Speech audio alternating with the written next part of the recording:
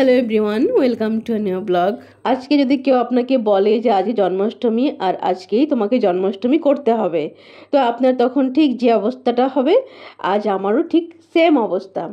আমার শুধু একটাই কথা মনে হচ্ছে যে ঠাকুর, এটা কি করে সম্ভব, আমি কি করে এবারে জন্মাষ্টমীটা করব। এই যে দেখছেন এতটা বাসন রয়েছে, ঠাকুরেরই পুরো নিজের একটা সংসার রয়েছে।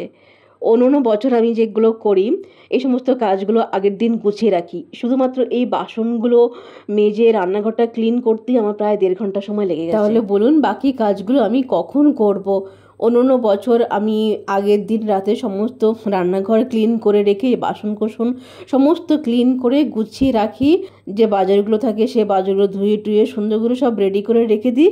জাস্ট সকালবেলা উঠে আমি জাস্ট ঠাকুর ঘরটা একটু মুছে নিই, অথবা মা যদি থাকে তো মা ঠাকুর ঘরের দিকটা দেখে, আর আমি জাস্ট স্নানটা করে নিয়ে ঠাকুরের রান্নাটা বসিয়ে দিই। কারণ এতগুলো আইটেম রান্না করতে করতেও কিন্তু অনেকটা সময় লাগবে। পুরো গোটা দিন আমার পুরো রান্নার কাজেই লেগে যায়, আর তারপরে সন্ধ্যাবেলা থেকে আমি পুজোটা শুরু করি। তো এটা আমি প্রতি বছর করি। গত বছর যেহেতু আমার অ্যাক্সিডেন্ট হয়েছিল, যে কারণে গত বছর পুজোটা হয়নি, করতে পারিনি আমি, সে কারণে এইবার না করলেই নয়। কিন্তু এইবার একটা বড়সড় বিপদে পড়েছে। বিপদ বলতে আপনারা তো জানেন যে আমাদের দশকর্মার দোকান রয়েছে। দশকর্মার দোকান সারা বছর তেমন একটা চলে না, এই পুজো আর্চা এসব দিনগুলোতেই একটু ভালো চলে। তো যে কারণে যে কোনো পুজো মাথার উপরে রেখে ঠাকুরকে নমস্কার দিয়ে আমাকে দশকর্মার দোকানটা চালিয়ে যেতে হয়। অল্প একটু খেয়ে নাও না, আমাকে মেরে ফেললেও খাবো না। শরীর খারাপ করে বাবা, একটুখানি খেয়ে নাও। পা দিয়ে না, ঠাকুরের জিনিস পা দিয়ে না।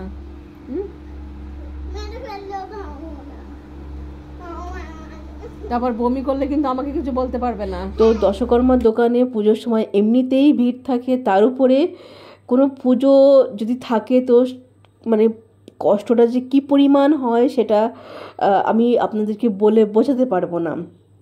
আর এইবারে হচ্ছে বিস্ফোরার মতন অবস্থা হচ্ছে, 15ই আগস্ট প্লাস জন্মাষ্টমী একদম একসাথে পড়েছে।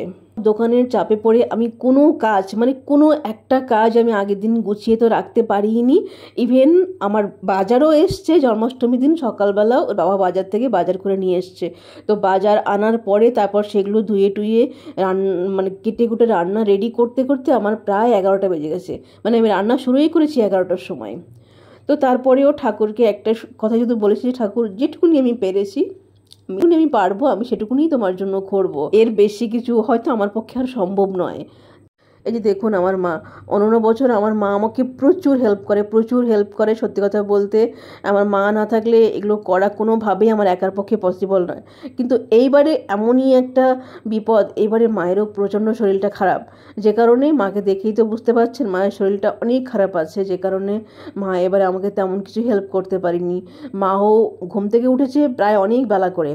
তো তারপরেও মানে ঠাকুরের আশীর্বাদ, এটা বলবো যে অন্য বছর আমার মানে ডিসিশান নিতে অনেকটা সময় লাগে। অন্য বছর যেটা হয় রান্না স্টেপ বাই স্টেপ আমি ঠিক গুছাতে পারি না, মানে আপনি যদি ঠিকভাবে গুছিয়ে নিয়ে বসে করেন রান্না, তাহলে কিন্তু অনেকটা শর্ট টাইমের মধ্যে রান্না হয়ে যায়। তো যেটা অন্য বছর আমি করতে পারি না, বাট এবছর পুরো সিস্টেম ওয়াইজ রান্নাটা হয়েছে, যে কারণে রান্নাটা অনেক তাড়াতাড়ি হয়ে গেছে। তো এটা অবশ্য ঠাকুরেরই একটা আশীর্বাদ বলবো। পুরো রান্নাটা অল্প অল্প করে আমি আপনাদের দেখিয়েছি যে কী কী রান্না করেছি। আর এই প্রিপারেশানটা, মানে সুজির প্রিপারেশানটা আমার আইটেমের মধ্যে ছিল না, কিন্তু লাস্টে মনে হলো যে এটা করা যায়, এখনও সময় রয়েছে। যদিও এটা করতে করতে প্রায় 1-1.5টা বেজে গেছে, তো তারপরে মনে হলো এই জিনিসটা করি। ঘরে তো দুধ ছিল না, তো সেই কারণে আমি সুজিটাকে সুন্দর করে একটু লাল লাল করে ভেজে নিয়েছি, আর তারপরে চিনিটা ক্যারামেল করে দিয়েছি, যে কারণে সুজিটা খেতে ভীষণ ভালো লেগেছিল। ক্যারামেল করা জিনিস সত্যি খেতে বেশ ভালো লাগে, ওই জন্য আমি ক্যারামেল করে প্রতিটা জিনিস ঘিয়ে ভেজে দিয়েছি। একটা সুন্দর যেমন ফ্লেভার আসছিলো, তেমনি খেতেও কিন্তু বেশ ভালো লেগেছিল। আপনারা তো দেখলেনই কী কী আইটেমগুলো রান্না করেছি। মোটামুটি রান্নার শেষ পর্যায়ে চলে এসছে, এখন তালের পিঠে আর লুচিগুলো করলেই মোটামুটি হয়ে যায়। মা এবারে অনেকটা তাল নিয়ে আসা হয়েছে। নিয়ে আসা বলতে একজন আমাদেরকে মানে জন্মাষ্টমী উপলক্ষে 2টো তাল দিয়েছে। আবার আমি জানতাম না, আমি ঠিক আগের দিনই একটা তাল কিনে নিয়ে এসেছি, যে কারণে 3টে তাল নিয়ে তো আমাদের একদম মাথায় তাল পড়ার অবস্থা। তো তারপরে মাকে বললাম কি যে তুমি অল্প করে একটু তাল রেডি করে দাও, যেটা আমি তালের ফুলুরিটা করে নিয়ে যাতে আমি পুজোটা সেরে ফেলতে পারি। তারপরে মানে যেগুলো প্রসাদে যাবে সেগুলো পরে দিলেও অসুবিধা হবে না। তালের ফুলুরি আর লুচিটা রেডি করে নিয়ে আমি এখানে একটা ভোগ রেডি করে নিচ্ছি। এটা হচ্ছে চিড়ে দিয়ে করেছি, চিড়ে, দই, খেজুর, কলা, একটু ফল টল দিয়ে করেছি।